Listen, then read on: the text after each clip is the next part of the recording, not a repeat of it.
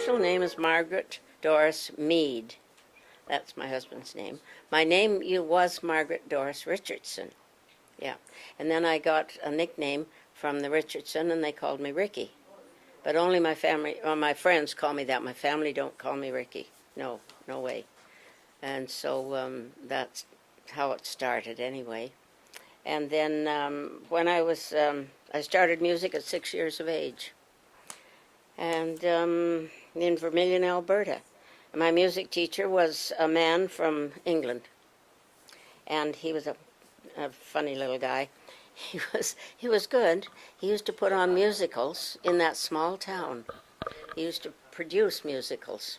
And they were very good because that little town in Alberta, they didn't have much going for it, you know. So, but I played in lots of recitals in our town and duets with a girlfriend. In high school, we played a lot of duets.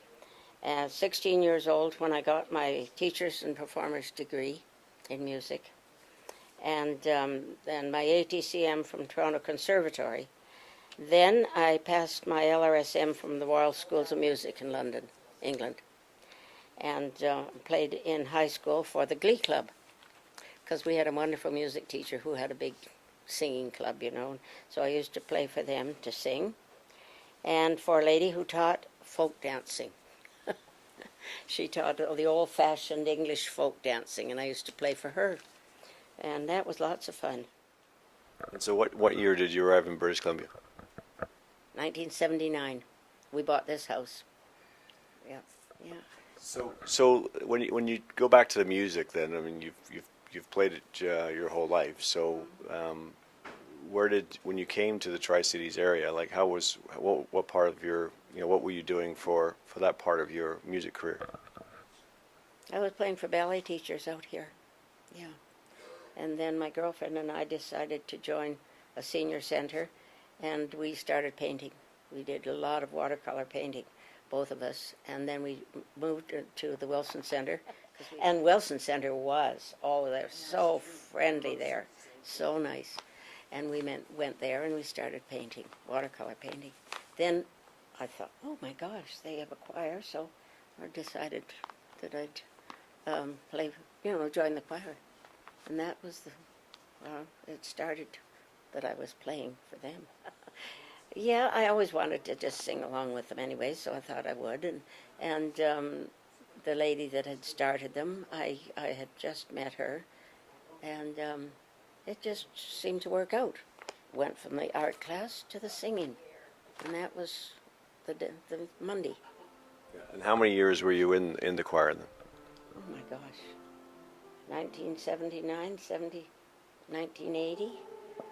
Yeah. So the choir to you though, it's sort of obviously music, but it obviously sounds like you had some fun times. But oh, yeah, wonderful times, great. Yeah, and out of that choir came a small group called the Kindred Spirits that Teresa and I were in, and about 8 or 9 people, singers. So we dress up.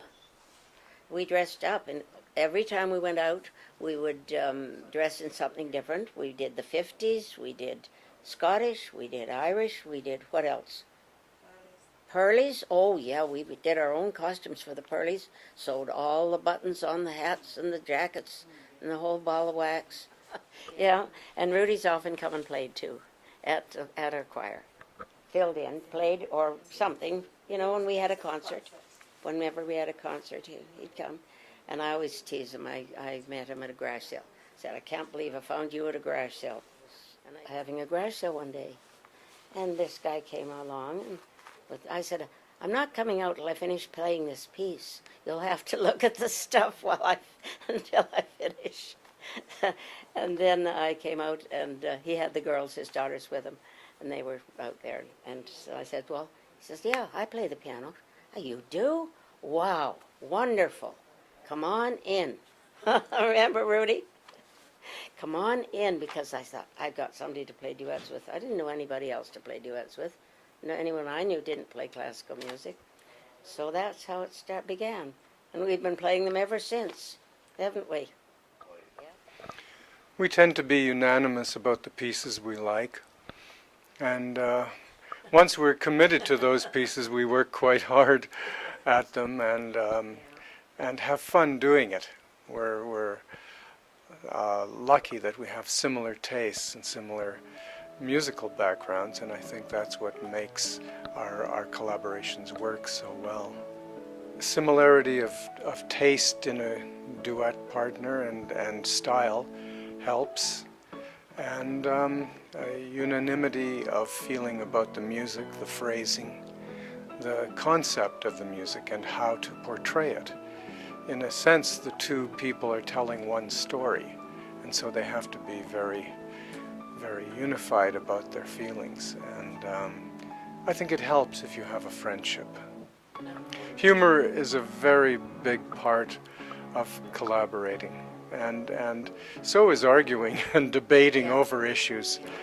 But the two go hand in hand, so you never get too serious one way or the other. Ricki is a great musician, and it's been an honor to work with her. Music's my life. I love it. If I couldn't play the piano anymore, I said to somebody, if I couldn't play the piano anymore, I'd just go and jump off the Broad Street Bridge. And I was kidding, of course. And then somebody said to me, well, it's too late now because they're repairing it and you won't be able to.